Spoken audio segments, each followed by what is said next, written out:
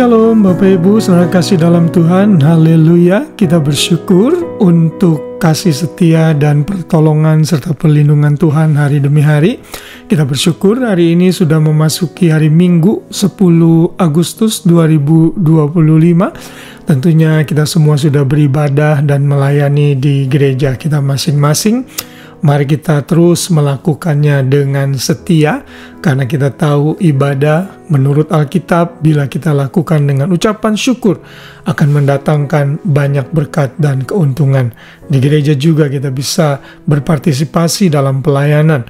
Di gereja juga kita bisa saling memahami satu dengan yang lain, saling mengasihi, mengasah dan mengasuh sehingga kita makin dewasa di dalam Tuhan. Haleluya, Tuhan kita baik bagi kita semua. Dan sebelum saudara tidur malam ini, ada baiknya kita sama-sama mengisi hati kita dengan firman Tuhan, diperlengkapi dengan firman Tuhan. Baik itu yang sudah berkeluarga atau belum, ini menjadi bekal untuk kita sama-sama mempertahankan pernikahan kita harmonis dan sesuai dengan kehendak Tuhan. Hari ini saya beri judul Kekudusan Pernikahan Kristen dari ayat hafalan kita yang diambil dari Ibrani 13 ayat 4 yang berbunyi demikian: hendaklah kamu semua penuh hormat terhadap perkawinan dan janganlah kamu mencemarkan tempat tidur, sebab orang-orang sundal dan pejinah akan dihakimi Allah.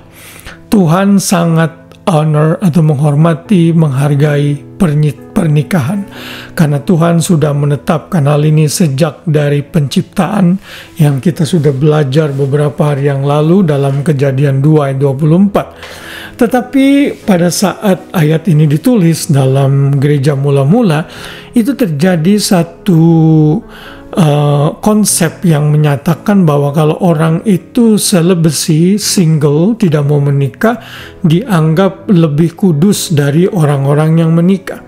Hal ini tentunya tidak disetujui oleh Paulus yang menulis karena inspirasi dari Roh Kudus, dan Paulus menulis itu di dalam 1 Timotius 4 ayat 3, juga di dalam 1 Korintus 7, bahwa pernikahan adalah sesuai dengan kehendak Tuhan, dan hubungan seks di dalam kerangka pernikahan itu kudus, mulia, dan merupakan bagian dari rancangan Tuhan.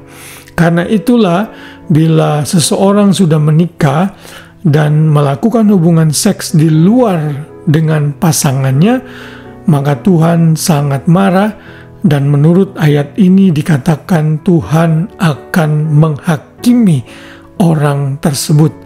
Karena itu setiap pasangan, baik itu suami atau istri, tidak boleh mencemarkan tempat tidur.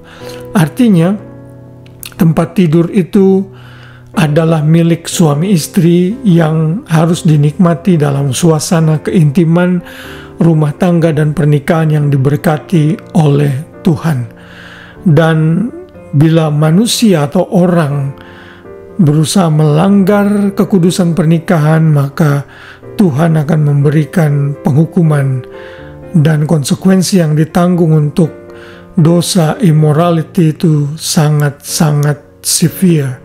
Tuhan tidak suka. Ada banyak ayat-ayat di dalam Alkitab yang menggambarkan penghakiman Tuhan bila orang commit terhadap dosa seksual ini.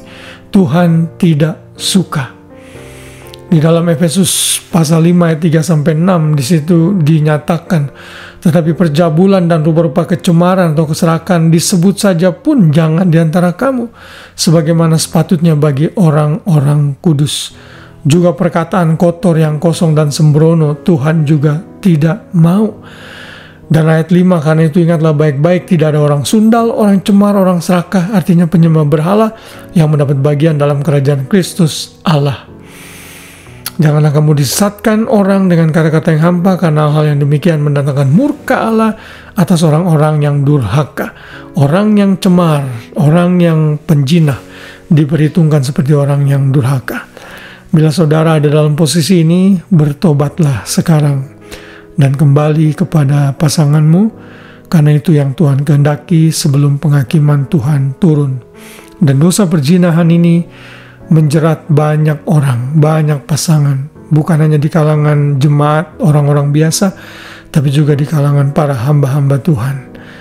Karena itu kita harus berhati-hati, kita harus tahu kelemahan kita masing-masing, baik itu pria atau wanita. Kita jangan membuka pintu celah untuk mulai dekat dengan lawan jenis yang bukan pasangan kita. Dan biasanya semua itu terjadi dari pembicaraan yang casual, dari mulai chat di WA misalnya, atau sosial media, lalu terus akhirnya menjurus kepada hal-hal yang terlalu intim di luar konteks pernikahan yang resmi. Dan Tuhan menentang hal itu.